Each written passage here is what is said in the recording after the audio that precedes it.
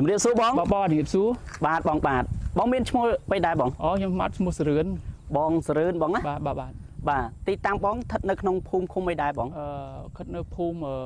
ឃុំកូនសัตว์ស្រុកទឹកឈូខេត្តកំពតស្រុកទឹកឈូខេត្តកំពតបងណាបាទផ្សារកូនសัตว์បងបាទភូមិកូនសัตว์ឃុំកូនសัตว์ស្រុកទឹកឈូខេត្តកំពតបាទបងមុនប្រើប្រាស់ផលិតផលធម្មជាតិណាកូស៊ីហ្នឹងបងមានអាការៈអលិស៊ីធ្វើទុកអ្វីដែរបងតឹងច្រមុះយល់រួមតឹងខ្លាំងហ្មងតឹងតក់ថ្នាំដូចប្រពន្ធខ្ញុំមិញហ្នឹងគាត់មានសាសចឹងយល់រួមតក់ថ្នាំរហូតតក់ដូចគ្នាហើយដល់ពេលធំបានទៅបានមើលក្នុង Facebook ទៅឃើញនឹងឲ្យប្រពន្ធខ្ញុំសាកសិនបាទដល់ឥឡូវប្រពន្ធខ្ញុំគាត់សាកហើយគាត់ជាបានតែឥឡូវខ្ញុំនេះតែចាប់ផ្ដើមហូបបាន20ថ្ងៃបាទហូបបាន20ថ្ងៃឥឡូវនេះយើងធូរដែរធូរ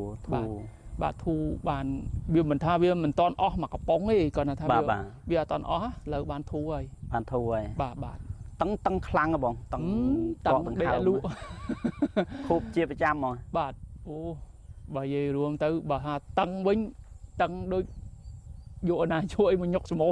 បាទអាការៈយូរនៅបងប្រហែលឆ្នាំហ៎បងអាការៈហ្នឹងជាខ្ទង់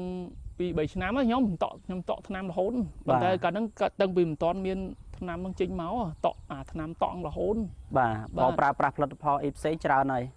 ប្រើមកកណោឲ្យតែថាមានណាថាស្អីចេះតែប្រើជក់ប្រយជក់អីផងអាថ្នាំគេមួយជក់ក៏ជក់ដែរចឹងបាទច្រើនណាបាទពេលប្រើទៅក៏បាទអត់សុទ្ធ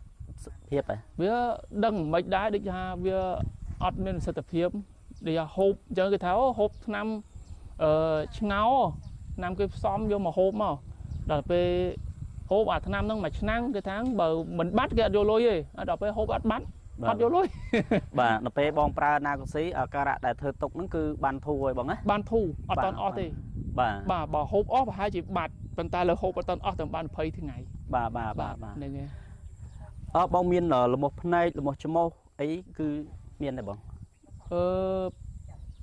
អាមាស់ដែរបងមាស់ដែរហើយភ្នែកអញ្ចឹងគឺភ្នែកអត់តន់អាមាស់ទេតែគាត់អាមាស់ច្រមុះមកអីចឹងណាបាទតែសាច់ដុសច្រមុះក៏អត់មានដែរមានដែរបងសាច់ច្រមុះប្រហែលជាអាចមានប៉ុន្តែឥឡូវនេះយើងគ្រាន់បើបាទដកទាំងហើមស្រួលលេងធ្វើទុកហើមលេងអីបាទលេងកាលពីមុនឈឺក្បាលប្រហែលជាមួយឆ្នាំមុនឈឺក្បាលខ្លាំងមកឈឺក្បាលនៅក្បាលមកយប់ទៅភ្លឺឡើងដល់ល្ងាចដល់យប់ឈឺរហូតបាទហើយអាហ្នឹងបើយួមទៅដល់ពេលហូបអាហ្នឹងមកលេងដូចបាត់ឈឹងហ្មងបាទឈឺក្បាលបាត់អស់ហើយបាត់ឈឺក្បាលប៉ុន្តែគាត់ថាវារឿងនៅរឿងនេះតិចប៉ុន្តែដោយសារតែហូបអត់តន់អស់បាទបងបាទអូខេបងដល់ពេលបានធូរបានជាសบายចិត្តទេបងនិយាយមិនសบายទេបងបើធ្លាប់តែពិបាកក្នុងខ្លួនដល់ពេលបានធូរបានជាអញ្ចឹងសบายចិត្តហើយសบายចិត្តខ្លាំង